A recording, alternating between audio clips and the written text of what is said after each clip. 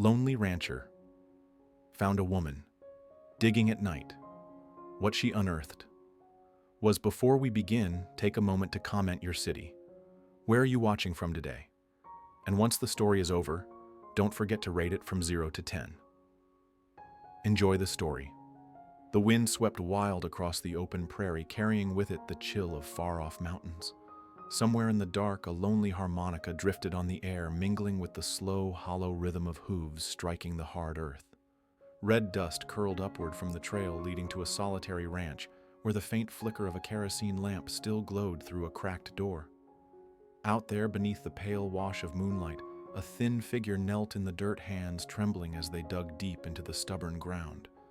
Each strike of the shovel rang sharp, tearing through the silence of the night. At the fence line, a dog named Ash bristled and growled, its barks cutting sharp and fierce. Eyes blazing, it drew the attention of Garrett, the reclusive rancher who lived alone on this land. In that charged moment, curiosity, suspicion, and a rising unease tangled in the air. The man and his dog stood frozen just a few paces away, staring at the young woman clawing at the earth beneath the moon. Garrett, the lone man on the prairie. Across the vast plateau, pale moonlight silvered the dry prairie grass. The wind slipped through the weathered rails of an old fence, carrying a long, low whistle like the whisper of the earth itself. In the distance, a dark ridge of mountains cut against the horizon, and beneath them, a small ranch house stood alone, swallowed by weeds, solitary, like the man who kept it. Garrett Morgan was 50 years old, a rancher more familiar with gun smoke and saddle leather than the shelter of any roof. Now all that remained to him was a cabin of gray boards, a handful of cattle, and his loyal dog, Ash. Folks said Garrett had once been a known gun hand, a rider who passed through dusty towns with the reputation of a man you didn't cross. But loss had dragged him out of that life. A wife buried, no children left behind, and since then Garrett had lived apart, as silent as a shadow moving across the prairie. Tonight, beneath the still light of the moon, Garrett made his rounds, checking the cattle pens. His boots thudded heavy against the old planks, the sound falling into rhythm with the faint clop of his horse shifting in the yard. In that moment, loneliness was no longer just a feeling. It had become another presence, an unseen partner sitting at his table, walking at his side, breathing in every long night without a dream. And if you were Garrett, living alone on a ranch like this, your only company the wind and your dog, what would you do? Part 1. The Unusual Sign. Night on the prairie was never truly silent.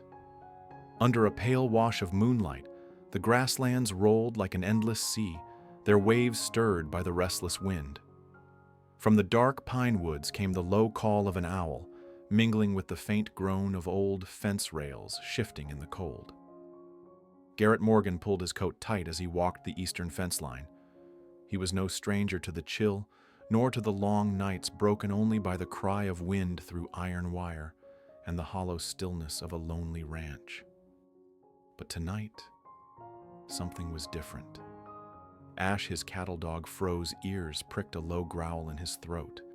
Then came the sharp, insistent bark, not the warning he gave for a coyote or a prowling wolf. This was harsher, urgent, as though he sensed something no man could yet see. Garrett stopped. His hand drifted by habit to the worn revolver at his hip. It had been years since he'd fired it, but the reflex of an old gun hand never left. In the silver glow of the moon, he tilted his head toward Ash. The dog snarled low, then darted toward the rise of earth near the fence, glancing back, urging his master on. The wind shifted. Garrett caught it. Then the raw scent of freshly turned soil, sharp and out of place against the dry sage. He frowned. Who would be digging on his land in the middle of the night? As he drew closer, the sound reached him. The strike of a shovel against stone hollow, deliberate, each blow ringing in his chest like a hammer on an anvil. And there in the moonlight he saw her, a woman kneeling in the dirt. Her hair, tangled and wild, shimmered silver beneath the night. Her dress was worn dust clinging to every fold. She dug with no haste, but with a strange, steady purpose, as though she had waited a lifetime for this one night. Ash barked, breaking the moment. The woman flinched, the shovel stuck fast in the earth. Slowly, she lifted her face to the sky. and Garrett saw her eyes. They were the eyes of someone who had walked too far, borne too much, tired, frightened, but unyielding. Garrett's heart pounded.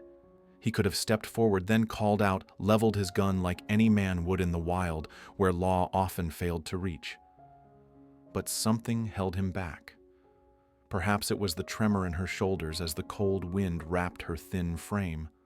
Or perhaps it was her face caught in the silver light, strangely familiar, tugging at a memory buried too deep to name. The wind rose in long, sharp gusts. Out on the plain, the cattle stirred their lowing, turning restless.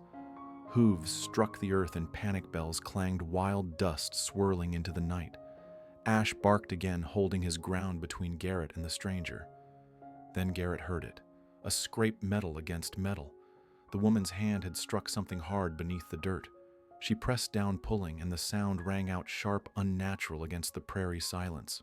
Garrett tightened his grip on the revolver, though he did not raise it. Each step he took forward thudded in time with the distant drumming of hooves. The woman looked up again. Their eyes locked. In the pale glow of the moon, with wind and dust tearing across the plains, the two of them stood bound in silence, an encounter neither had expected, but one that would not be forgotten. The moment their eyes met, the whole world seemed to still. The wind still howled, the grass still bent, yet Garrett could hear nothing but the thud of his own heart. The woman's eyes weren't the eyes of a thief stealing land, nor the greedy glint of a prospector chasing gold. No, what burned there was something deeper, as if this ground itself held a piece of her soul. Garrett stayed silent, the revolver heavy in his hand. Moonlight fell across his weathered face, drawing out the lines carved deep by wind and years. A man used to solitude, to betrayal and loss, now stood before a mystery he wasn't ready to touch. The woman Clara gripped the shovel, not in defense, not in surrender. Weariness and defiance mixed in her gaze. "I don't mean to trespass," she said, her voice low, frayed by the wind. Ash growled, stepping forward half a pace before turning back to Garrett for command. Garrett said nothing. In the silence, he simply lowered his gun, though he did not put it away. From the horizon came the rumble of thunder. A storm was moving, and lightning tearing a scar across the night. For an instant, Clara stood sharp in its glow, her dress worn, thin hands caked in dirt, her face gaunt but unyielding. Garrett's voice came rough, graveled from years of disuse, middle of the night. "Alone. What is it you're digging for?" Clara didn't answer. She only lowered her gaze to the hole, her trembling hand brushing over something harder than stone. Dirt crumbled away. Metal glinted in the moonlight. Slowly she pulled it free. A small iron box, rusted heavy, so old it looked ready to fall apart at the touch. Garrett narrowed his eyes. He knew the kind. He had seen boxes like that buried in blood-soaked years when war and lawlessness swept the West. Clara clutched it tight to her chest, eyes flickering between fear and fragile hope. In that heartbeat, Garrett understood this was no trinket of the past. This was tied to loss, to secrets buried long ago, truths she'd staked her soul on finding.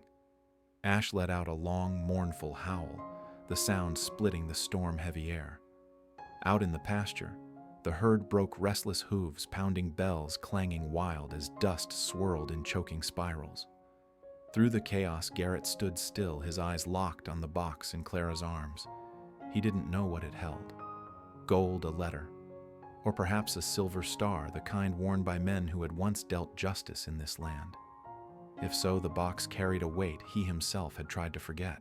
Clara's fingers dug into it, desperate, as if letting go meant losing everything. Her voice cracked, carried off by the wind. "I had to find it. I had no other choice." Garrett watched her suspicion shadowing his face, but beneath it flickered something softer, his own memories stirring awake. In the West, no one dug in the dark without reason. And that reason was often heavy enough to bury a lifetime. Lightning split the sky once more, laying bare the stretch of earth where two figures faced each other.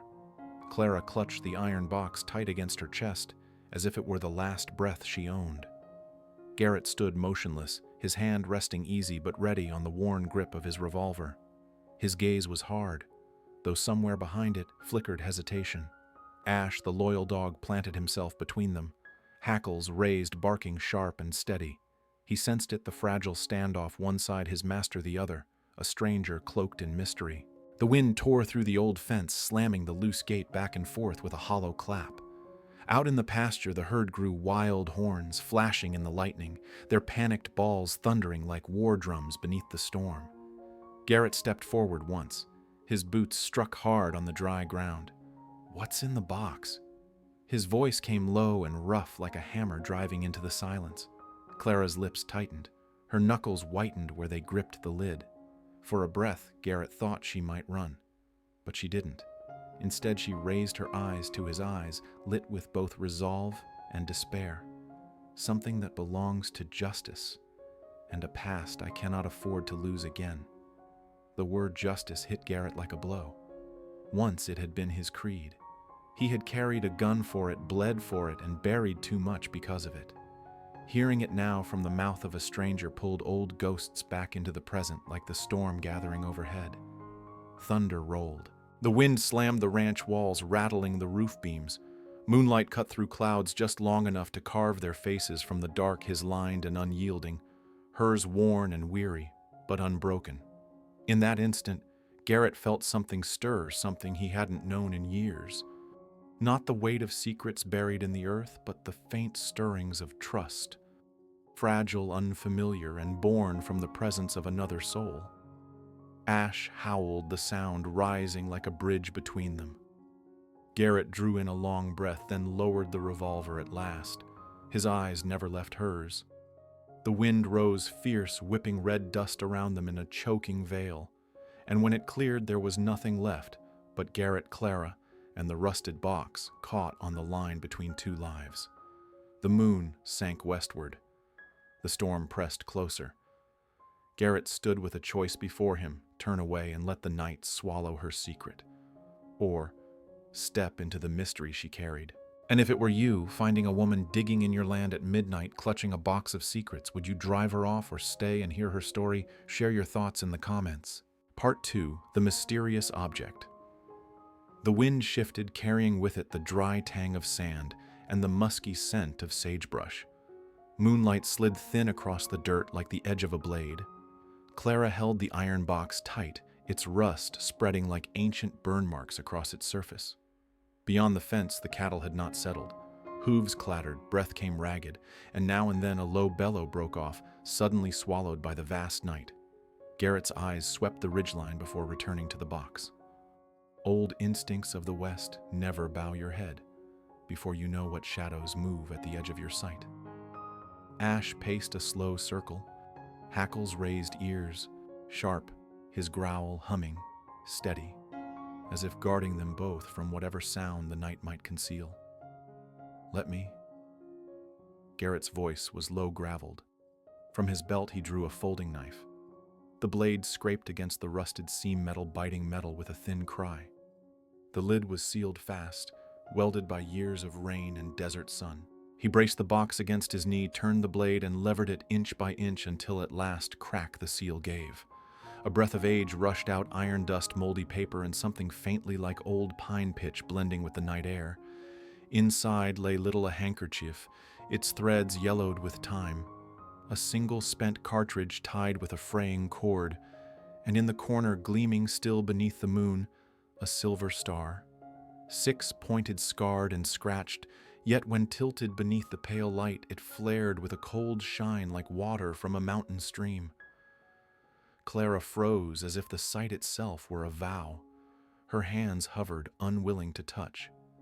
Garrett's eyes, rarely stirred by anything, deepened as though someone had rapped on a locked door inside him. Even Ash fell silent, chest heaving as if listening to the star itself speak. Out here, silver was never jewelry. A badge like that had been the law's answer, when no court could reach riding farther than the judge, often returning with only a gunshot to mark the verdict. Garrett touched the worn metal, running his thumb over the faint engraving. The letters were nearly gone, but one word remained: Deputy M. Just a single letter yet, enough to pry open the sealed vault of his memory. Thunder muttered low across the plains. Clara clutched the edge of her dress. It was his, she whispered not to Garrett, but to the night. They told me if ever I needed the truth to dig where the wind sings through 3 fence posts. I counted them. 3. And here it is. In that moment, Garrett felt a thin thread stretch between Clara, the land, the box, and himself. A line unseen but resonant. A sharp clash of horns sounded from the pasture. Dust lifted red and acrid, rising like smoke. The star gleamed brighter in Clara's hands, a flicker of fire in the dark. Garrett lowered himself onto the fence rail, the badge glinting before his eyes. Through it, he seemed to stare into a well past the night, down into years gone. A broken fence post, a spooked horse, the cold breath of midnight. And then gunfire. Not tonight's. A gunshot from years ago, echoing across the open ground, bouncing off the ridges, returning late like a voice lost on the wind. That night, too, there had been a moon. That night, too, the wind had cut sharp. And Garrett had stood where he was, now watching a man with a silver star fall, struck down by a drunk firing wild in the street. There hadn't been much blood. Out west, it didn't take much to turn a man's name into a memory. He never told it aloud. He kept it lodged in his chest like a cold stone. But Clara saw something in the way he held the badge, not as a stranger would, but as a man carrying debt. You knew him. Her voice rasped as the wind kicked dust across her face. Garrett's reply came slow words pulled one by one like stones out of a riverbed. I was there. Couldn't stop it. Clara's gaze dropped. Her lashes cast wings of shadow across her face. She gripped the cartridge tied with cord, the twine burning faint against her skin. Her mouth opened, then closed again, the words trembling before she dared release them. I came here because of my mother, she said at last. She told me once that night there was a man who tried to set things right, even without a badge. She said if ever I needed a place where truth still lived, I should come to the land where the wind sings through 3 posts. I've been walking a long time to get here. The words struck Garrett deep in that place he called the not saved. Out west men lived by their triumphs. But just as many lived under the weight of what they failed to save. It didn't shout. It didn't weep. It sat like a cold stone under the saddle, pressing harder whenever storms came. Ash looked back at Garrett, pulling him from the well of memory. A flash split the sky, casting light on the red veil of dust creeping closer from the horizon. A sandstorm, slow and steady, but when it came, it would cut like knives. Then crack. A gunshot tore the night thin but sharp somewhere across the plains. Garrett stiffened, hand sliding to his revolver. Ash barked once, then froze, listening hard. Just cowboys driving their herd, Garrett muttered, though his eyes still searched the dark. Hired hands fire rounds to push cattle. Wind carries the sound strange. He let the words die. The truth was, one shot in the night could stir memory stronger than any storm. Clara set the cartridge back in the box. It clinked against the silver star with a sound small but clear like truth ringing off stone. Someone had fired that round. Someone had bound it up, keeping proof of something larger than one life. What was your mother hoping you'd find in here? Garrett asked, his hand brushing the faded handkerchief. A name, Clara said. Or a letter. Or just proof that someone stood on the right side the night the town turned away. Above them, clouds swallowed the moon. The silver light faded. Yet strangely, the badge gleamed brighter, its shine not from the sky but from the eyes fixed on it, as though the past itself demanded to be seen. They moved closer together, huddled against the wind around the lantern Garrett had fetched. The flame trembled in its glass, casting gold over the dirt-stained relics. The storm gathered at the edges of the land, while within that small circle of light, the past and present sat breathing side by side. Garrett unfolded the handkerchief, finding more than cloth inside. Pressed within its folds lay a single sheet of thick old paper edges, rough where dampness had bitten and dried away again.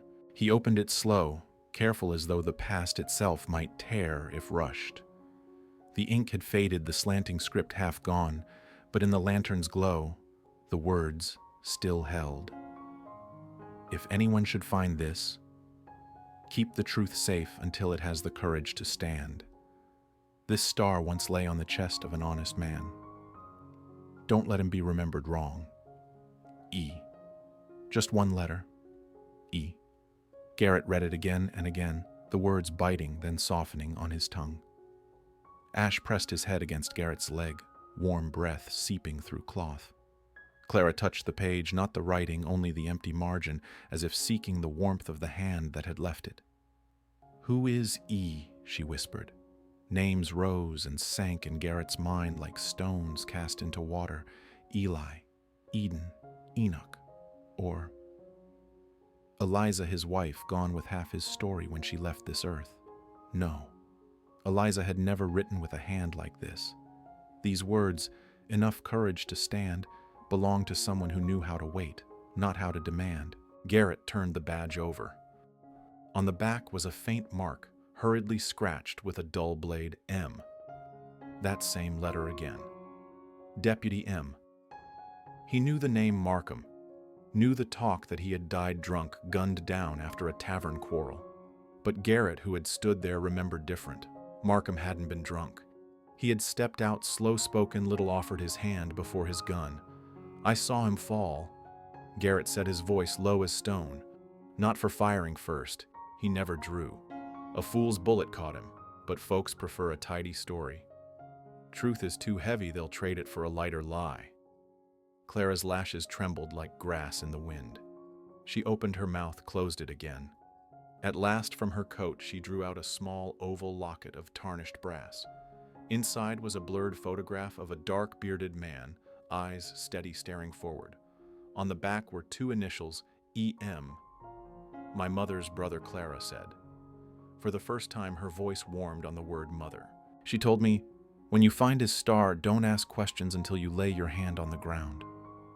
She bent low, palm pressed to the rim of the dug earth, the way men of the West swore not to God but to the land itself. The sandstorm crept closer, its veil of dust slipping through the fence rails like silk that would soon cut raw. The herd pressed together, horn against horn, the sound of bone clashing sharp as iron. In the distance, a lantern flared once, then vanished a rider or a wanderer. Whoever it was, they had seen this hill in morning would bring their questions. Garrett folded the paper back into the handkerchief, tucking it alongside the badge. He would not let the wind touch those words again. The lantern light shuddered, casting long shadows, the gaunt figure of a man, the thin outline of a woman crouched low, and between them the dog's neck stretched forward, ears cut against the night. "You're chasing what's right," Garrett said, his voice dry as the dust. "But out here the right tends to cut deep. It costs silence or exile. You ready to pay for either one?" Clara did not answer at once. Her fingers brushed the badge, then drew back as though testing its heat without touching.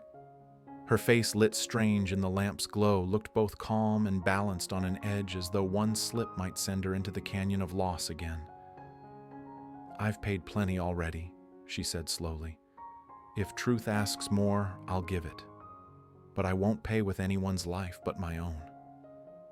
The word struck Garrett where he was weakest, the place called not saved. Out here, men lived with their victories, but just as many lived with the ones they failed to save. It didn't shout, didn't bleed. It just sat like cold stone under the saddle, pressing harder with every storm. Ash turned, watching Garrett as if to pull him back from that well of memory. Lightning tore the sky, showing the dust wall moving closer, silent but relentless. Then crack. A gunshot rolled thin across the open land. Garrett straightened, hand sliding to his revolver. Ash barked once, then stilled, listening. "Could be cowhands pushing stock?" Garrett muttered, eyes fixed on the horizon. "They'll fire to turn a herd. The wind carries it strange tonight." He let the thought die. One shot in the dark could shake a man's bones more than any storm. Clara lowered the cartridge back into the box. It struck the silver star with a clear ting, a sound small yet sharp like truth, ringing against stone. Someone had fired that round, and someone had kept it tied in cord-proof of something that would not stay buried. "What was your mother hoping you'd find?" Garrett asked, brushing the edge of the handkerchief. "A name," Clara said, "or a letter, or..." just proof that one man stood on the right side the night the town turned its back. Above them, clouds smothered the moon. The silver light waned, yet the badge seemed to shine brighter, still not from the sky, but from the eyes fixed upon it. They sat closer now, shielding the lantern from the wind. Its flame quivered inside the glass, spilling gold across the relics unearthed from the soil. The storm marched nearer, and in that circle of trembling light, past and present, breathed together side by side. The sandstorm fell across the prairie like a red curtain drawn over the earth. Dust struck the fence rails with a rattle like war drums. Ash whined low, pressing close to his master eyes, flashing each time lightning split the horizon. Garrett pulled his coat tight and guided Clara against the barn wall, shielding her from the gale. Through the roar of wind, Clara clutched the box to her chest. Grains of sand cut thin lines across her cheeks. Garrett looked at her, and for an instant saw Eliza, his wife, long gone, who once held a bundle close against her heart, facing down a storm with nothing but defiance and love for what mattered most. Out here, justice, Garrett shouted above the wind, is often nothing more than a story told after the man himself has gone quiet. This badge, he pointed toward the box, will dig up what others meant to bury. Clara raised her face, eyes tense but burning bright. Then let it live again. Let him not be remembered wrong. Garrett studied her. He thought of the town where whispers traveled faster than a galloping horse. A young woman with a box like this would be called every name the wind could carry: fool, troublemaker, curse-bringer. Yet her eyes did not flinch, and her hands did not let go.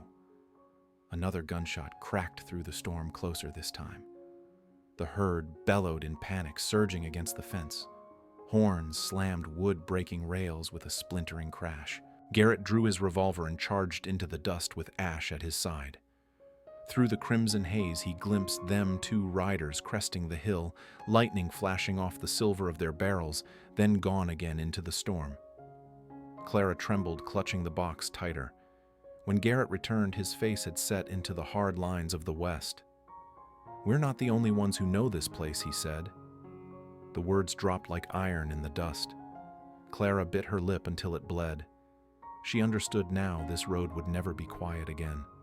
For once, justice is unearthed. The darkness that buried it rises too. The storm eased, leaving the air thick, the moon veiled like ash. Garrett, Clara, and Ash stood together, clothes heavy with grit. In Clara's hands the box lay open, its paper trembling in the night wind as if ready to fly away. Garrett bent, placed a stone gently on the letter to hold it down, a simple act. But his eyes burned with the vow behind it.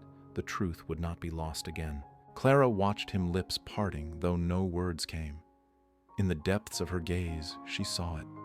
This quiet man bore his own old wounds, wounds that mirrored her own. Ash pressed his head against Garrett's leg, then turned toward Clara as if to say, "This path is no longer walked alone." Garrett shut the box, his voice low and steady. "Tonight you keep it.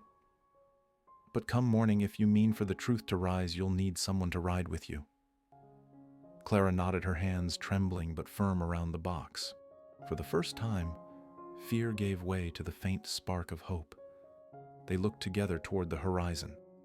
Far off, a small fire glimmered, perhaps a camp of those already watching, or perhaps only a traveler's lantern bearing witness to a truth that had just been pulled from the earth. On the wind came a faint echo of a harmonica, as though memory itself was playing. And in that desolate scene, Garrett, Clara, and Ash had stirred awake a story many wished forgotten. But memory can be buried, it cannot be killed. Tonight, it had begun to breathe again. The moon lingered overhead, casting silver over the battered iron box. Garrett knew then there was no turning back. And if it were you, finding a badge tied to blood lies, and a town's betrayal, would you bury it once more or carry it into the light? Share your thoughts in the comments. Part 3. The Fateful Encounter. The moon hung high silver, spilling down into the fresh dug earth. Clods of dirt still rolled loose, tumbling with dry little thuds into the pit. Garrett stood across from Clara, only a few paces away, yet the distance between them felt as wide as a canyon, the distance between a man who had long since sealed his heart and a woman clawing through darkness to uncover justice. Ash paced between them, ears pricked a low growl humming in his throat. The dog sensed the strain as if a bowstring had been drawn but not yet loosed. Garrett's hand rested on the worn grip of his revolver habit, never far from reach. But this time, he didn't draw. It was only a shield, the same kind of shield he had built around his life since losing Eliza. "Who do you dig this box for?" His voice was gravel rasped down by years and sand. Clara lifted her eyes. Moonlight caught them like two flickering lanterns. She bit her lip, then spoke. "For my grandfather. They said he died drunk, disgraced. But my mother told me different. I have to know the truth, or I'll never escape his shadow."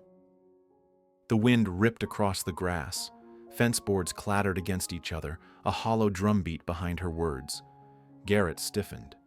In his mind came the sound of that gun years ago, the sight of Deputy Markham collapsing into the dust. Clara wasn't lying. But in the West, truth was a double-edged knife. It could clear a man's honor or cost the seeker her life. Ash barked once sharp, then fell silent, his gaze fixed on the horizon where a small flare of fire blinked and vanished. Garrett knew then someone else was watching. It struck him Clara's arrival was no accident. Fate had dragged him back to the past he'd tried to bury. They lowered themselves near the pit the open box cradled in Clara's arms. Her hair whipped in the wind, her face tight with strain. Garrett sat with his hat brim shadowing his eyes, silent as stone. Every sound seemed louder in the thickened air, the thud of cattle hooves, the slap of wind against loose boards, the sharp sniff of ash at the ground. Far-off thunder growled a reminder that in the West, every conversation might end with gunfire. "I was there that night," Garrett said, voice-deep confessional. Deputy Markham wasn't drunk. He stepped out to stop a fool firing wild. Folks didn't want to hear it. Clara's eyes widened, trembling. "Then, you knew what kind of man he was." Garrett nodded once. He stood tall, fell with his badge still on his chest. No coward does that. A tear broke loose down Clara's cheek, but she wiped it fast. In that moment, Garrett saw Eliza again crying, quiet, clutching the past as if it were her very breath. The wind surged, carrying red dust across the prairie. The herd spooked, splitting into chaos, their bellows crashing like thunder. Garrett rose quick, scanning the dark. From far off, another shot cracked closer now, sharp as a warning. Ash howled, bounding toward the sound, then circled back with a growl. Garrett drew his revolver, eyes narrowing. The box hadn't just pulled the past into the open, it was drawing danger out of the present. Clara's hands shook, but her voice came steady. "I'm not leaving. This truth stays with me no matter who tries to bury it again." Garrett studied her long, silent, and in his eyes, for the first time in years, flickered something faint but real connection. Not to the ghosts of yesterday, but to the living soul before him, holding fast in the wind. The night wind slashed across the fields, whistling like 1,000 knives. Garrett stood motionless, his shadow stretched long over the hard ground while Clara sat clutching the iron box, her gaze locked on the silver star inside. He drew a slow breath, then spoke. "Years back, I had the chance to stop that man before he ever fired. I saw him swaying his hand, shaking his eyes red with drink, but I hesitated. Thought maybe it was just a bluff. By the time I drew, it was too late. Markham fell right in front of me. The confession dropped heavy like a stone into the pit at their feet. Clara trembled, shoulders quivering. She turned away, then looked back, her eyes holding both sorrow and something else, compassion. "You were there," she whispered, her voice nearly lost in the wind. "You saw the truth. That's enough for me to believe." Garrett bowed his head, the deep lines on his face carved sharper in the moonlight. For years he'd carried the weight of not saving. Now, for the first time, someone had said that bearing witness was worth something. From far off, the thin, crooked tune of a harmonica drifted over the plain, maybe from some drunken wanderer in a town half hidden by night. Garrett listened and remembered the evenings he himself had tried drowning memory in whiskey but never could. Ash padded forward, settling between them. The dog pressed his head to Clara's knee, eyes lifted toward Garrett. In that simple look, Garrett felt that the past wasn't only a chain binding him down. It was also a reminder someone still needed the truth told by the ones who had survived.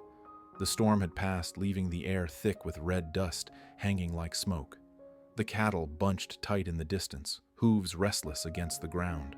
On the horizon, a thread of smoke curled upward. Someone had kindled a fire. Someone was watching. Garrett knew their time was short. Clara lifted her face. Wind swept her tangled hair aside, bearing a gaunt but fierce profile. Eyes steady, unflinching, almost whispering to him without words, "I need you on my side." In her gaze, Garrett saw what he'd lost when Eliza died, a flame of belief that refused to die. His heart thudded, but words failed. A lifetime of silence had taught him to forget the shape of promises. Instead, he gave a single nod. Small, but in the West, it weighed more than 100 oaths. Clara smiled faintly, a flicker of light breaking through dark clouds, and hugged the box tighter. Ash whined low, wagged his tail, then lay down between them, head on the dry grass. A silent witness to the bond just beginning. Out here, a look, a nod, and a dog's trust were enough to forge an alliance. In the east, the horizon lightened. A pink seam split the dark sky. Dawn was coming, carrying new truth and new danger. Garrett rose, brushing dust from his trousers. Clara stood too, the box in her arms, her eyes on that brightening edge of the world. Two souls bound by a past they could no longer deny, faced the choice together: bury it again, or bring it into the light. A gunshot cracked in the distance, echoing off the ridges. Not aimed at them, but near enough to remind others had already caught the scent of justice rising, and they meant to kill it. Garrett glanced at Clara. Thin, weary, yet in the dawn glow, her face shone with a fire all its own. He understood if he turned away, she would walk on alone, and she would likely fall. Ash barked sharp, bounding a few steps through the dew-wet grass before circling back, urging them on. Garrett's hand tightened on the grip of his revolver, then eased. For the first time in years, he laid that rough hand on another's shoulder. "I'll ride with you," he said, his voice low as stones rolling in a canyon. Clara looked up, eyes wet but steady, and a smile touched her lips, small, certain. The prairie blazed red with sunrise. Two figures and a lone dog stood against the endless grass, small in the vastness, yet stronger than they had ever been because they had found one another. Garrett and Clara knew the road ahead would be long and danger would shadow every mile. But after this night, neither would walk alone. If you were Garrett standing before a stranger, clutching truth with danger closing in, would you walk away or lay a hand on her shoulder as he did? Part 4. Memories Awakened. The wind shifted south, soft as an old hand stroking the prairie grass. At the edge of the dry creek, a few cottonwoods stirred their leaves, whispering like old men talking low in the night. Garrett led Clara toward the line of fence posts where the boards broke the wind. Ash circled ahead, sniffing the air, then turned back as if urging, "Go on. Say it." Moonlight spilled pale across the open box. The silver badge lay there, six-pointed, scarred and dulled by years, yet it caught a thin glint like a thread of fire. Garrett pulled his coat from his shoulders and draped it across Clara. Wool held more warmth than any promise. She nodded faintly, her eyes never leaving the badge. The night was still. Far off, only the cattle shifted one hoof, knocking against a fence slat with a hollow clop, then silence again. I grew up by another river. Clara began, her voice thin and measured, as if afraid her words might wake some rusted door inside her chest. A little town, one saloon, one church. Folks remembered each other more by rumor than by name. My mother took in washing. People said we owed heaven a debt of silence, and we'd better pay it by keeping quiet. Garrett tilted his head, listening the way he listened for the wind's turn. His face slackened a shade. Beneath the brim of his hat, his eyes looked older. They told stories of my grandfather. Clara went on, called him a drunk. Said he wore that star only so he had an excuse to pull his gun. Boys at the water pump blocked my way, smirking. "Careful, girl, you'll go off half-cocked like your granddaddy." Mama would whisper, "It wasn't like that." She said there was someone who knew the truth, but that man was gone, and she was afraid if I went looking, I'd only find trouble. From her sleeve, Clara drew a small, oval locket of tarnished brass. Inside, the faded photograph of a bearded man stared back, eyes deep and steady. On the back, 2 worn initials, E.M. Under the moonlight, even the shallow scratches caught a pale gleam like hurried words etched before a storm. Mama said when you hear the wind moan between 3 fence posts, you'll know the earth still remembers. Tonight, the wind moaned 3 times. A fragile smile touched her lips, thin as dawn mist. The fence rattled as if in answer, carrying the smell of hay and wood smoke. Garrett said nothing, but Ash nosed closer, pressing his head to Clara's hand. Out west, people didn't always embrace. They laid a coat across another's shoulders and let the dog speak for them. Far in the dark, a harmonica bent a sour note, then fell silent. Maybe a drifter passing. Maybe only memory bleeding into the night. Beneath the wide sky, Clara's story flowed on slow and clear as water over a dry creek bed. The night he fell. She looked toward the low hills where dust spun in pale ribbons. They brought his body back like a warning. The saloon doors swung shut, lanterns still burning inside. On the table, a glass of whiskey spilled. The barkeep swept the floor, quick eyes down. Next morning, the church bell rang once short, and the handbill read, "He was drunk. He caused it." 2 words, and that was enough to bury a man's life. Wind shoved the grass upright, then bowed it low. Garrett pressed his lips tight. He remembered that night differently. The shot hadn't come from the man wearing the star, but from the swaying fool with a grin on his lips. The bullet had rattled the rooftop, set the dogs howling. And when the deputy fell, Garrett had run. He'd run thinking he would tell the truth come daylight. But by morning, rumor had already outraced him. And from then on, he had learned to keep silent. Mama found this, Clara said, showing the spent casing tied with a string of hemp under the saloon floorboards. She slipped it in her pocket, told no one. That night she buried the badge by another fence post and whispered to me, "Someday you must dig it up. Take it to the one who needs to hear it." She never gave a name, only said, "There will be someone who still remembers how the wind blew that night." Her voice trembled, but she kept on. I left town at 17. Folks were tired of my face, of the way I carried his shadow. Everywhere I worked, the rule was the same: don't ask questions. And the look was the same: a woman out after dark was already guilty. I learned to be quiet. But quiet doesn't heal, it only hardens. The cattle stirred nearby, restless at some ghostly signal. A steer shoved against the fence, making the rope twang. Garrett watched, judging if he ought to pen them down before dawn. The storm had passed, but the storm of rumor still lingered, ready to find her, ready to brand her with names in the morning saloon. Gravedigger, trouble stirrer. Ash planted his paws on the fence rail, ears pricked toward the trail that led to town. He heard what Garrett couldn't yet, hoofbeats still far, voices thin as thread. Garrett laid a hand on the dog's head, tapped twice. Ash lowered himself, but his eyes still searched the dark. "I didn't come to stir this place up," Clara said softly. "I came to give a name back to the dead. If I don't, I'll carry their breath in my chest forever. And I can't live like that." Garrett nodded slow. In his throat rose a warmth like morning smoke. Faith. Not faith in words, but in the way she held that badge as if it were a vow. The wind settled leaves of the cottonwoods, whispering softer, like a woman humming lullabies with no child left to rock. Garrett slid down the fence, leaning back against the post. From that angle, he caught a glimpse of his own cabin's porch, the one he'd rebuilt half one autumn long ago, then left unfinished. The autumn Eliza had died. "My wife liked to hang the laundry out on the line, let the sun dry it," Garrett said suddenly. His voice was rough, but it didn't break. "She used to say the smell of sunlight stayed in the cloth till nightfall. I told her, 'Out here there's sun for a lifetime.' She laughed and said, 'Even a lifetime comes to dusk.' I didn't believe her. Then one day, he didn't finish. He didn't have to." The wind carried the rest, and Clara understood. Ash lifted his head, pressed his nose to his master's knee.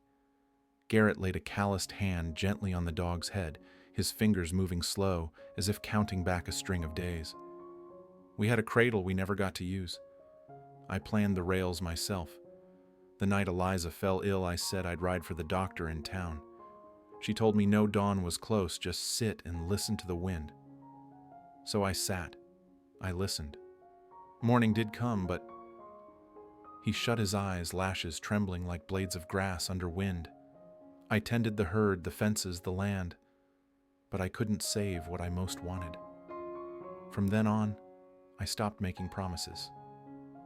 Clara sat still, hands cupped around the iron box. Moonlight laid soft across her cheek, revealing the pale streaks where old tears had dried. She didn't reach for him, didn't speak, a comfort. In the West, some griefs deserve only to be heard, not patched with words. I reckon... Garrett opened his eyes to the scatter of stars. Eliza would have liked the way you're holding on to a name. She used to say a person only truly dies when they're called wrong. Call them right, and they'll walk beside you in another way. Clara turned to him, a thin smile brushing her lips. Then tonight at least one man's been called right. A shot cracked across the prairie distant, but sharp as a knife slitting the back of night. Both their heads lifted. The cattle shifted horns, clacking, one beast striking a post, so the rope sang a second warning note. From the ridge a small fire winked once, then went out. Garrett narrowed his eyes. Night riders don't light fire like that. Only watchers do signal and smother a wink to the dark. Tomorrow morning we ride into town. Garrett set his tone firm again, like a hat set square on the crown. You'll carry the badge. I'll walk beside you. If they ask, let 'em ask. If they remember wrong, we'll remind 'em. Out here there ain't big words, just eyes and voices. Ash wagged his tail, leapt forward to lick the edge of the box as if sealing the decision with his mark. The wind eased. The cottonwoods whispered, but their tune shifted from warning to assent. Night thinned to stillness. Garrett lit the lamp again, shielding the flame with his hand. The soft yellow glow wrapped the three of them, 2 people and a dog, into a small circle of warmth against the vast dark. In its light, Clara opened the box fully at last, setting the worn handkerchief aside, letting the folded paper show clear. Garrett pointed to the last letter on the page, E. Clara laid her fingertip over it, held it there as if touching a heartbeat. Mother said the writer was a woman, she whispered. She called her Etta, then changed to Eleanor, then laughed and said, best just call her E. Sometimes one letter keeps more secrets than a whole name. True, Garrett murmured. Out here, a breath of night wind sometimes holds more truth than a courtroom record. They sat in the lamplight, the flames swaying, the wind combing through their hair. Out in the grass, Ash stiffened, rose a growl low in his throat. Garrett turned.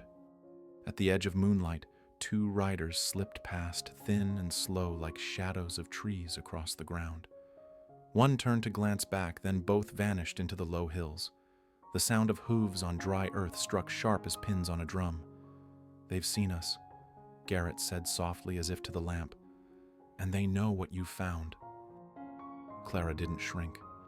She closed the box, tied it again with the old twine.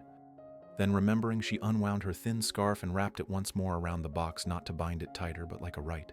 Garrett watched a glimmer of something old and tender in his eyes. A woman who knew how to pack truth as carefully as bread for a long road. Tomorrow in town, he went on, we see the preacher first, then the newspaper man if he's still alive. I recall one named Harlan. Spelled things wrong, but he never sold a word. If someone tries to twist the tale, we'll let him hear the wind from that night again. And the gunfire, Clara asked, steady. Garrett tilted his head, listening. In the hollow of the valley, the shots of the past still crawled up the ear like ants. Gunfire. He nodded toward the sky. It's there every night, even when no one fires. Right here. He pressed his hand to his chest. But come morning, we let this speak louder. His fingers touched the silver star. The wind settled warm. Leaves whispered like a mother's lullaby with no child to soothe. Ash lay down, chin on paws, eyes still open. From the distance came the dry rasp of mountain lions shifting dens, their sound like cloth torn slow across stone thin and lingering then gone. Before dawn, the sky deepened violet. Dew gathered slow on the grass blades, jewels along the edge. Garrett rose, picked up his folding knife. He went to the third post, the one where the wind had howled, and set blade to wood. One cut, then another, then slow strokes, carving a rough, six-pointed star. At its center, he pressed the knife and scratched a single letter M. Clara stood behind the box in her arms, watching steel bite patient into grain. Each stroke like driving a new nail into an unseen cross, but this time not to hang a body, but to hang a name. So when the wind blows, Garrett said as he carved, it'll carry what's right, not what's wrong. He stepped back, brushed the dust. The star showed raw and coarse. Beauty runs thin in the west. But it was deep enough the rain wouldn't wash it, low enough no hand could easily scrape it out. Clara moved forward, touched a single point with her fingertip, light like greeting. "Thank you," she said. "Not for the M, for standing here to cut it with me." Garrett pocketed the knife. His eyes turned to the trail where the sky was already bleeding pale rose.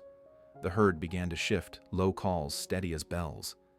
Ash stretched, shook out his coat, then looked up at him.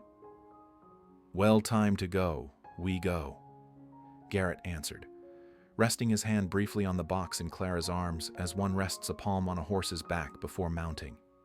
"When we reach town, don't speak loud. Just let him look in your eyes. Out here, a liar always blinks before he swallows." They passed the fence, crossed the grass each step, breaking beads of dew into silver spray. The trail ahead darkened red under dawn dust, rising fine on their boots. From the slope, hooves thundered sudden, urgent. Two riders shot past, not looking, but knowing they'd been seen. Garrett stopped, a beat shifted to shield Clara by habit. His right hand found the grip of his revolver without thought. Ash barked twice sharp, then held his ground. The riders vanished into the brightening rim of morning like fish slipping under water. They walked on. The wind carried the smells of coffee and smoke from distant ranches cut with the tang of horse sweat. Above, black crows flapped across, croaking harsh as rumors already stirring at the far end of the road. At a low hollow, Garrett paused, gauging. If the herd stampeded downhill, they'd be trapped between horns and dirt. He laid a hand gently at Clara's elbow, guiding her leftward. Just a small gesture, but Clara read a whole chapter in it. "I see you. And I'm here." At the edge of the grass desert, where the earth thinned to red dust, Clara turned back. Far behind, the carved star on the fence post showed no bigger than a scratch. Yet the wind caught in it, carrying the whisper of cottonwood leaves. The right name has been spoken. "Garrett," she called, voice steady. "If they won't listen this morning, if they throw stones, call me names, will you change your mind?" Garrett met the dawn full in the face. A cowhand changes course when the earth gives way, not when men holler. "I won't change." Silence then. Clara bowed her head, clutching the box closer, not from fear, but as one cradles a child against the wind. Ash ran loops around them, each wider, sketching a circle of guard. Overhead, a thin cloud split, letting the first blade of sunlight fall long and sharp, like a bright knife stuck deep between the two figures walking. They stepped into that light. Not fast, not proud, just steady. A woman carrying the badge of the dead. A rancher carving letters into wood instead of swearing oaths. A dog weaving the warmth between them. The prairie brightened, and in that dawn the truth no longer trembled in their hands. If you were the one walking past that fence post at sunrise, would you go by in silence or stop, touch the star, and say, "I'll tell the name right"? Part 5. Healing. The night had nearly withdrawn, leaving only a thin crescent moon drifting along the horizon. The patch of ground where the box had been unearthed lay silent now, the open hole gaping like a wound. The wind no longer howled, it only slid softly through the fence rails, making the old boards creak in a lonely rhythm like the beat of a solitary heart. Garrett and Clara sat beside the hole. Ash circled them sometimes, lowering his muzzle to sniff the soil, whining faintly. Garrett stared into the hollow, his shadowed eyes deep as though looking into himself many years ago. Clara rested the iron box on her knees. The silver badge glimmered faintly with the moon's last light. She brushed its rusted edge with her fingers, drew a long breath, and lifted her gaze. "Do you think We should return it to the earth, she asked, her voice trembling, not with fear but with weight. Garrett said nothing at first. The breeze through his graying hair carried back a memory of Eliza, that final morning sitting on the porch with her hand laid upon the rough timber, as if to say, "The earth holds things better than men's words ever will." He nodded slowly. "Aye, not to bury it, but to give it back. The earth doesn't forget. Only people do." Clara pressed her lips tight, her eyes glistening. In silence, she handed him the box. The rancher's calloused hands received it with care, as though holding a living soul. From afar, the cattle suddenly bellowed loud, the herd restless. Perhaps they had caught the scent of men or predators lingering at the edges of the range. Ash leapt up, barked sharply, ran a circle around them, then lay back down, knowing this night his duty was not to chase shadows, but to stand guard. In the tense quiet, Garrett drove the spade into the earth. The dry clang rang out like a gunshot from the past. Yet this time, instead of blood, it was the sound of a new beginning. The soil was dry, but it yielded more easily now that dawn was near. Garrett dug slowly, deliberately, each shovelful turned as if he were digging into memory itself. Clara stood opposite him, hands clasped, watching in silence. He lowered the box into the hole. Before covering it, Garrett removed his hat and bowed his head for a long moment. A ritual without words, witnessed only by wind and grass. Clara knelt too, resting her hand lightly on the box. Tears slid down, but she did not sob.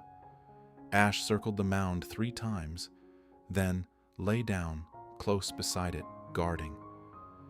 He drew in a deep breath, then let out a long, low howl, the sound carrying, as though to call back the spirit of the man who once wore the silver star. Garrett shoveled earth over the box 1 layer at a time. Each fall of dirt sounded like a steady drumbeat, not a sound of concealment, but of memory being laid to rest so it might live on in another form. Clara whispered, voice breaking, "Grandfather, from now on I won't let them call you wrong again." Garrett gripped the spade hard. Sweat traced down his temple, but for the first time in years, his eyes held light, as though a piece of the wound in his heart had just been returned to the earth buried with the box. When the grave was filled, he stopped. What remained was a small mound, pale gray under the first glimmer of dawn. Garrett planted the spade upright at its head, then drew his knife and carved a single letter into the handle. Clara placed her hand upon his shoulder. No words passed, but Garrett understood in this silence they had made a vow. In the West, some vows are not spoken.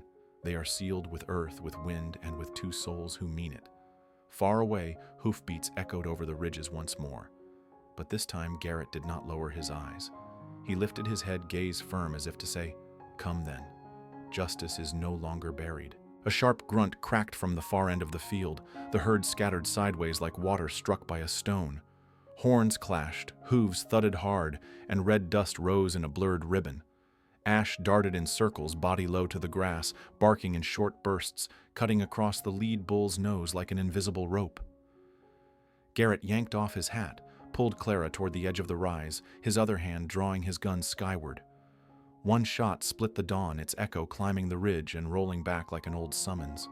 The herd froze for a beat, then swung around, following the pattern Ash carved, slowing, then settling into the low ground by the fence. The wind dropped heavy, carrying the musk of horse sweat and the faint tang of distant campfire ash. Garrett said nothing, only looped a lariat over a post, leaving a loose channel to guide the cattle back toward the pen. Clara stood still, clutching the hem of the coat he'd draped on her shoulders, her eyes fixed on the herd easing down. A strand of her hair caught on the coarse button of his duster, brushed across the back of his hand. Garrett paused, barely, like he'd just heard a note from an old song. Ash trotted back, panting, hard tail thudding against his master's leg. Garrett holstered the gun and turned. "You all right?" Clara nodded. No smile, but her lips no longer trembled. She opened her palm for Ash to nuzzle. The dog licked once and dropped at her feet, sealing an unwritten pact. Up on the ridge, 2 riders still watched, silhouettes sharpened by suspicion. Garrett met their stare steady, neither challenging nor yielding. After a moment, the figures withdrew beyond the crest, swallowed by dust and grass. The wind eased. The red haze fell slow like a fine rain. On the mound of earth, newly covered, no trace remained, but Ash's paw prints circling it like a woven band of protection. Back at the porch, the saddle leather creaked. The horse's breath hung white in the chill. Garrett built a fire from dry kindlings, set a pot of black coffee over the grate. The scent rose rich and bitter, warming the throat like a gentle summons. Clara sat on the step, both hands around a tin cup, her gaze drifting to the fence line where he had braced a new slat.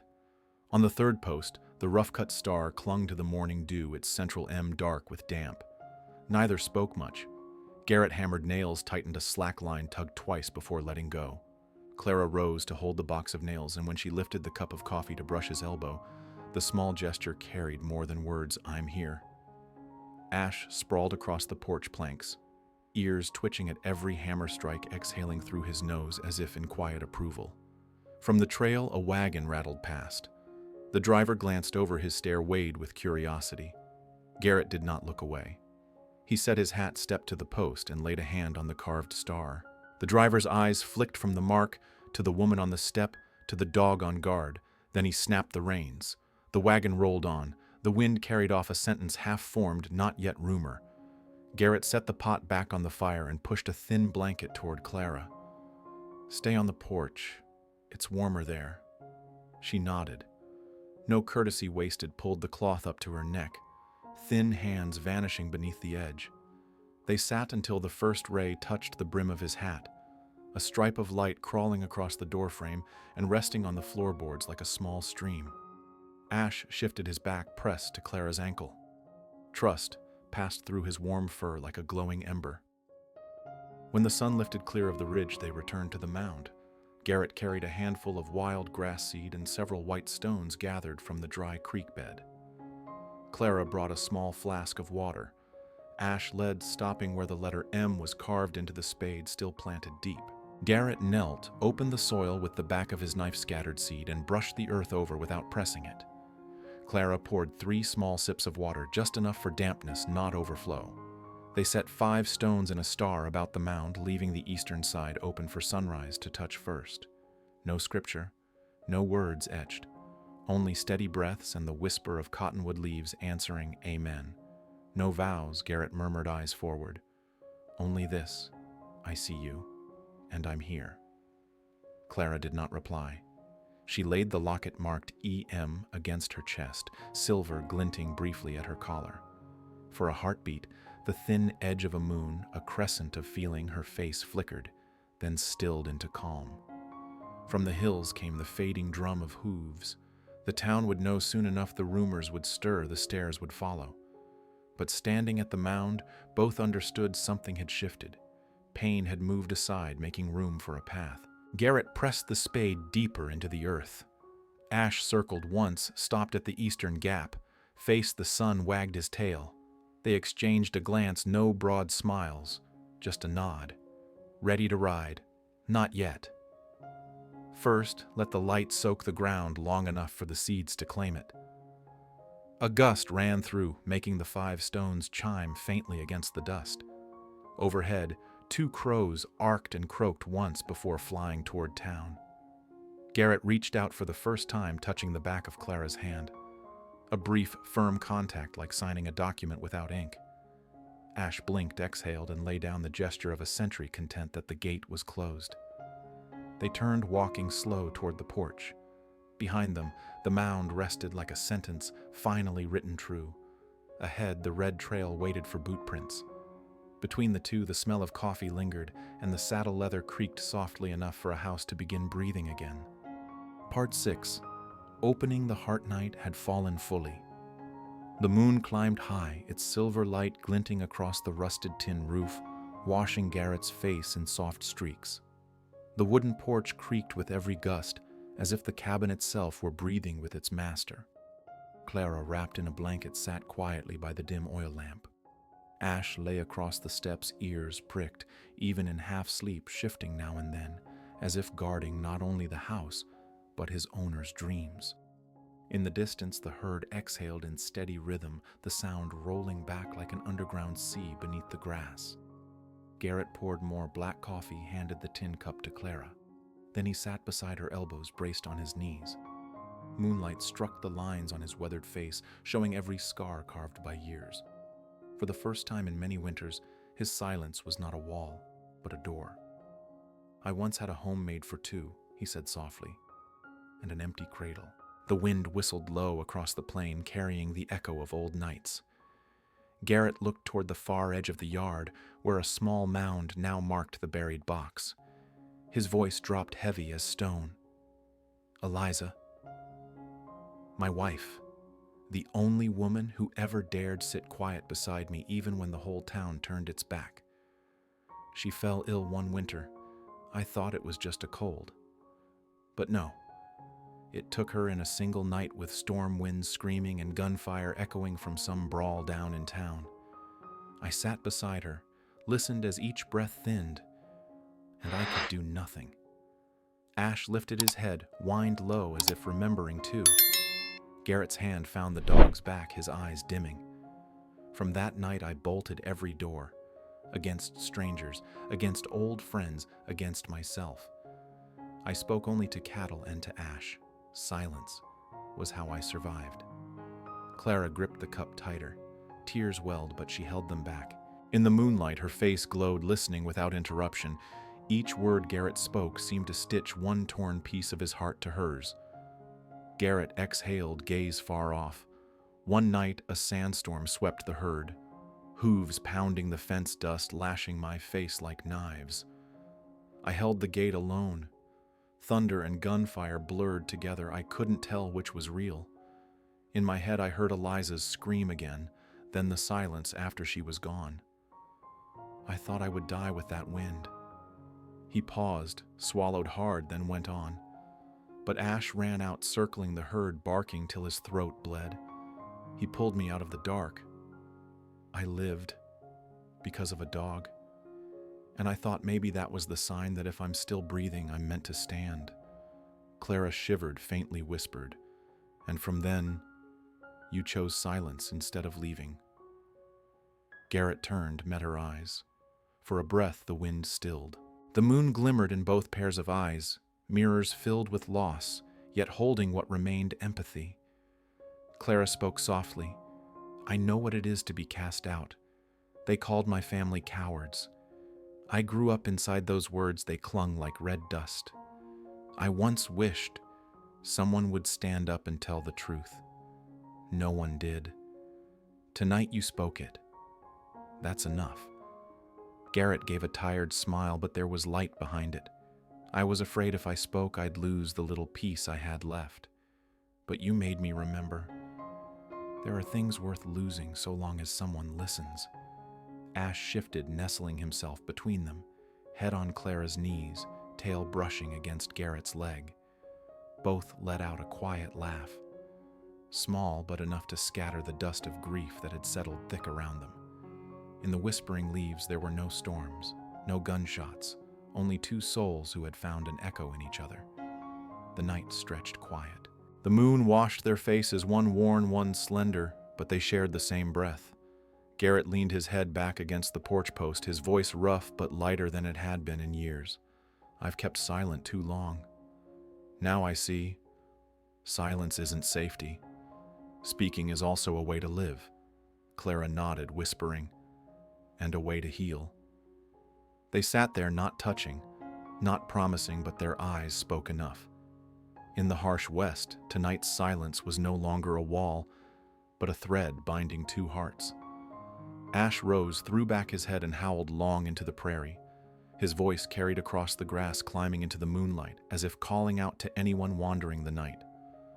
"Here tonight there is light. Here someone is willing to open their heart." Part 7. The Journey Together. Inside the small cabin, the oil lamp burned gold, its light trembling against the old wooden walls. Garrett sat at the long table, an aged frayed map spread before him. Clara sat across hands wrapped around a steaming tin cup of coffee. Ash sprawled across the doorway, head resting on his paws, eyes half shut, yet ears tuned to every sound outside the night. Beyond the door, the prairie wind whispered through the grass, a long, unending murmur, like the west itself breathing. Farther off, a gunshot cracked faintly Not close, but close enough to remind them that outside those walls, danger never slept. Clara shivered, but the warm glow over the table held her steady, like a rare embrace. Garrett set his rough hand on the map, tapping a small dot. Tomorrow, we ride into this town. Harlan, the old newspaper man, is still alive. If anyone dares write the truth, it'll be him. Clara said nothing, but her eyes lit up. For a fleeting moment, she believed perhaps after so many years the truth would finally be heard again. As the night deepened, Garrett stoked the fire in the hearth. The flickering flames cast shadows across Clara's face, her eyes glowing like embers. They sat closer now, separated only by the length of an arm.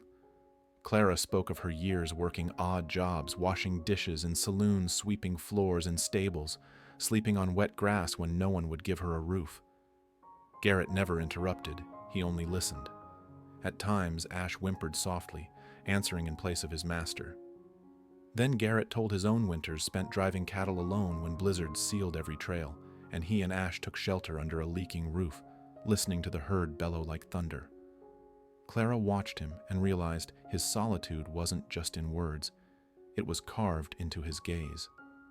By the fire's crackle, Garrett allowed himself a rare smile. I never thought I'd sit like this, speaking to someone instead of only to the dog. Clara answered her smile faint but bright. And I never thought anyone would want to hear all I have to tell. The two Nguyet Kam Suk fell. The fire recalled their old wounds, yet lit a new, fragile warmth. A sudden rustle, Garrett snatched up his gun, eyes flashing toward the door.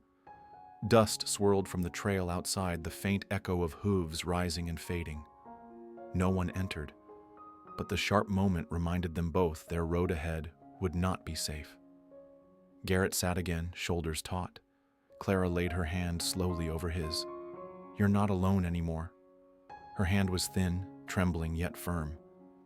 Garrett released a long breath. He set his gun down on the table, letting trust seep into calloused bones long starved of it. In the West, a hand's touch wasn't just affection, it was a covenant. In that moment, without words, they made a pact to face whatever came together. The wind eased. The leaves whispered softer. Garrett reached for an old guitar, strings rusted but still alive. He strummed a few chords rough and broken like his own life. Clara smiled and hummed along, her voice hoarse but warm. Ash lifted his ears, then lay still. Garrett blinked. Years had passed since this cabin last heard a song. The guitar's rasp and Clara's voice wove together, clumsy yet real. Outside, the cattle stood quiet, as if listening too. For a moment, storms, gunfire, and suspicion all paused.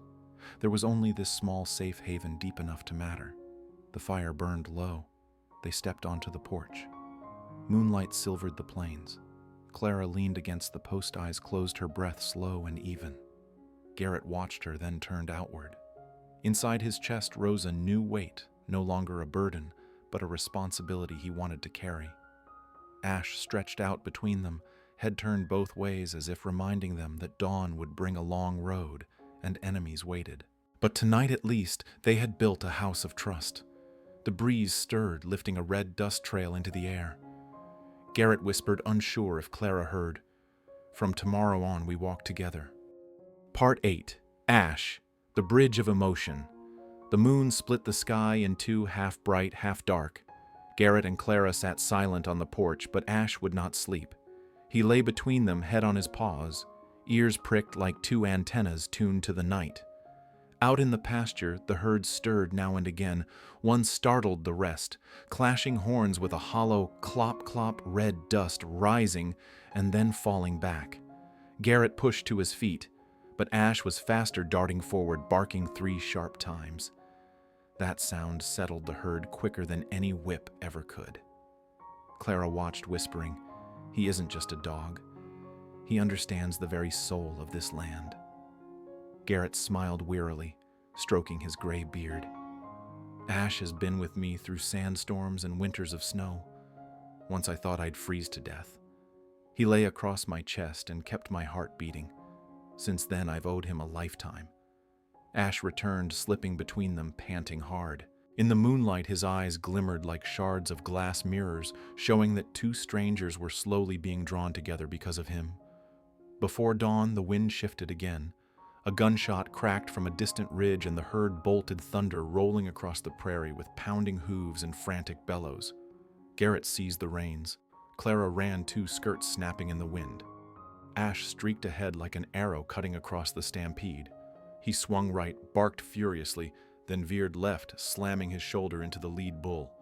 The herd swung round, bunched into a circle. Garrett flung his lariat, roping the wildest steer, while Clara brandished a torch, shouting over the storm. Through it all, Ash kept himself between Clara and the beasts, a living shield. Garrett shouted, "Hold the fire high, light makes 'em break." At last the herd calmed. The ground was red with dust, the air thick with the musk of sweat and smoke.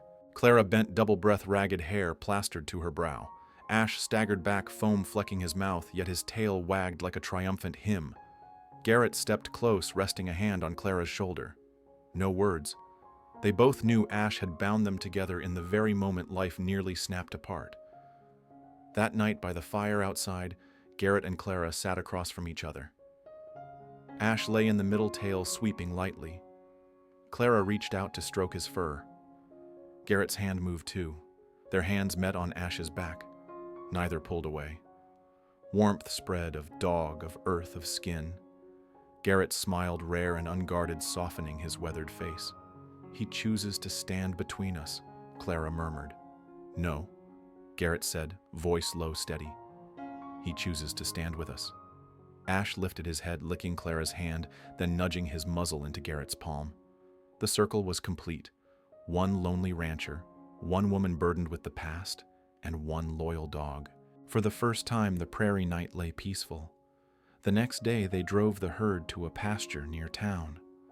Other ranch hands watched, their eyes sharp with whispers. "That woman. She's the granddaughter of that drunk long ago." Another sneered. "And she's dragging along the old fool and his mangy dog." Garrett heard every word. His eyes darkened. His hand brushed his gun. But Ash stepped forward first, planting himself between them and the sneers. He didn't growl, he only stared. And his eyes, bright and unwavering, made it hard for anyone to laugh. Clara touched Garrett's hand, gently shaking her head. "Let him speak for us." And so it was. The men faltered, then drifted away. No curses, no fight. Garrett exhaled, realizing Ash guarded not only their bodies but their hearts from falling into hate. By dusk, they were back on the porch. Ash sprawled between them, breathing heavy after the long day. The moon rose, silvering the grass. Clara bent and whispered to the dog, "Without you, we'd never have come this far."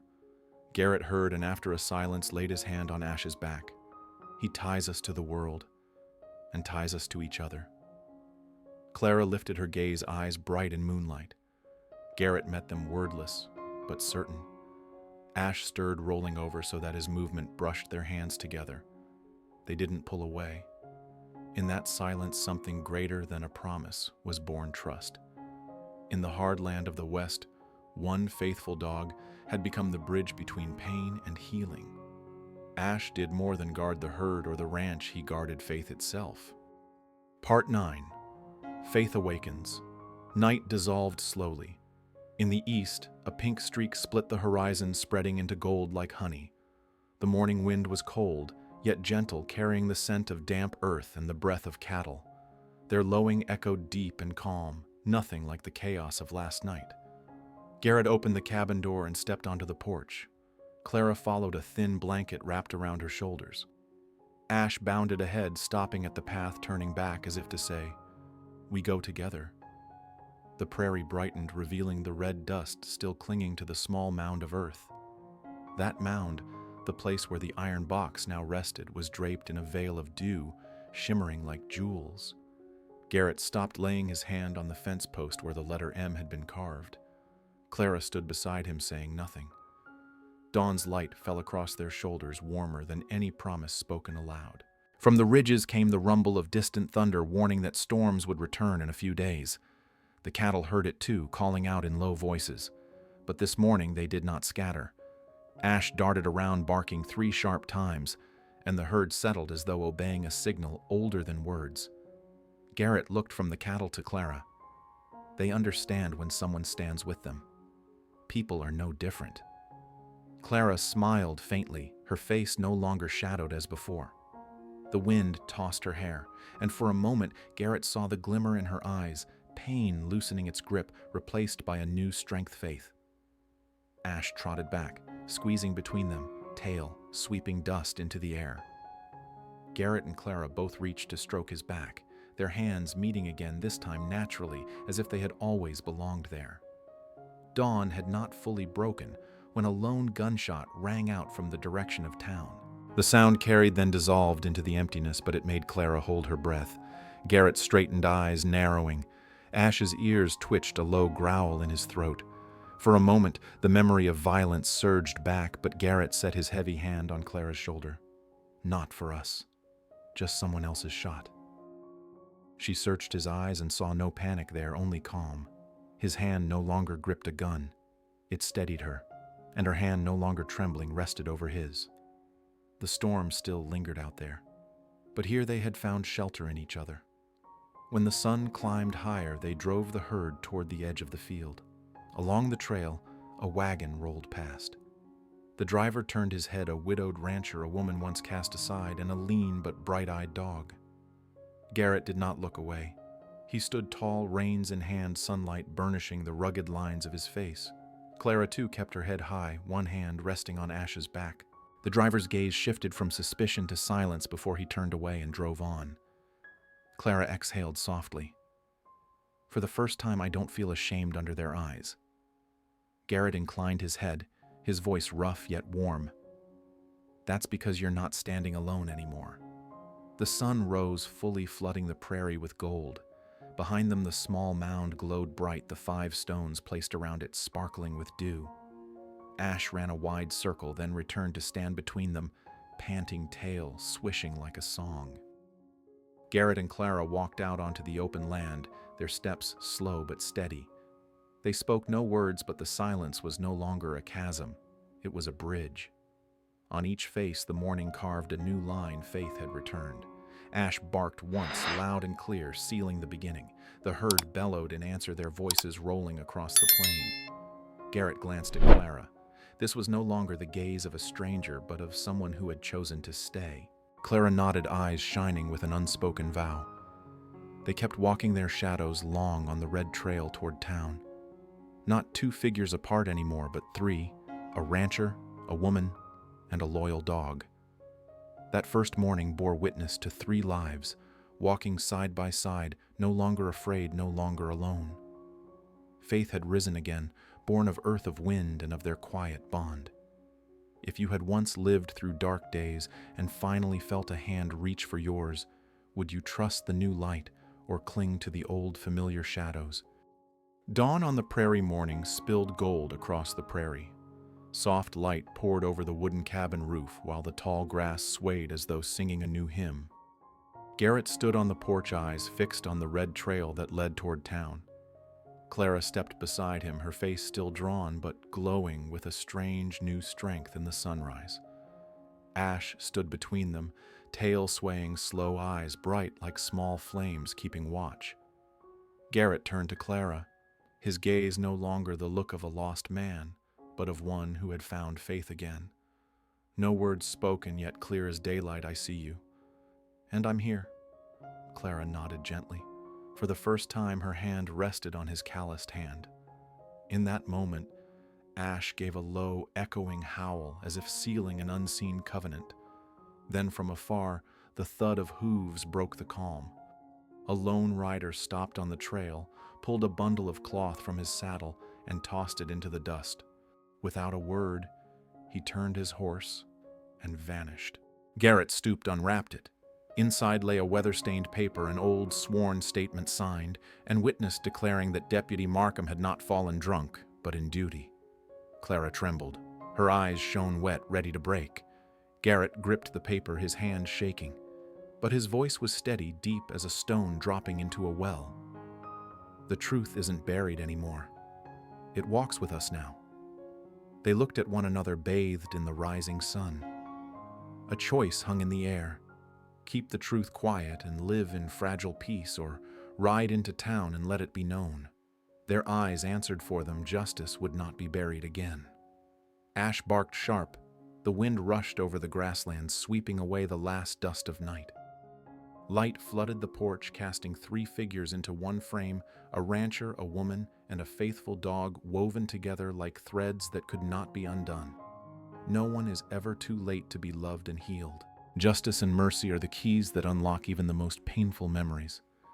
And sometimes silence itself is a promise deeper than words. If you were the rancher, would you have stayed or ridden away into the wild? Share your thoughts in the comments.